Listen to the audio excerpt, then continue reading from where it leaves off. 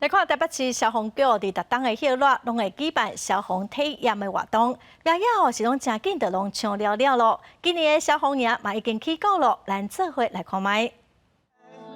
专业的消防衫穿伫学生的分数顶，看起来是真有班。这是台北市消防局逐年歇热拢会举办的消防体验活动。逐年拢有真侪学生抢要报名，是台北市真受欢迎夏令营的活动。我觉得很刺激，因为就像玩那个吊绳索一样，就是可以在半空中滑，我觉得蛮好玩的。在打火的时候，前面很紧张，后面也很紧张，所以就是后面的话就会没有压好，前面就射不出去，所以平时就要做好训练。为了让囡仔会当有亲像伫灾害现场的感觉，消防局设计4项体验，亲像拍火、用手撩过溪，也是模拟大地动摇来喊气的感觉。希望透过这个活动，会当让学生囡仔认捌防灾的知识，万不利拄到灾害的时阵，就会当知影安怎应变。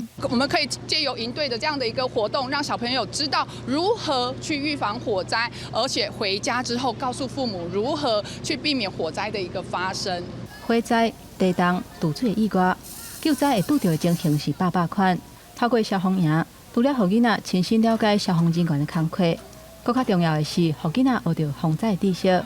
目的是希望这囡仔学习了后，会当成做消防高人或者是消防小英雄，面对灾害会当冷静，会当自救，无得靠嘛会当救人。记者综合报道。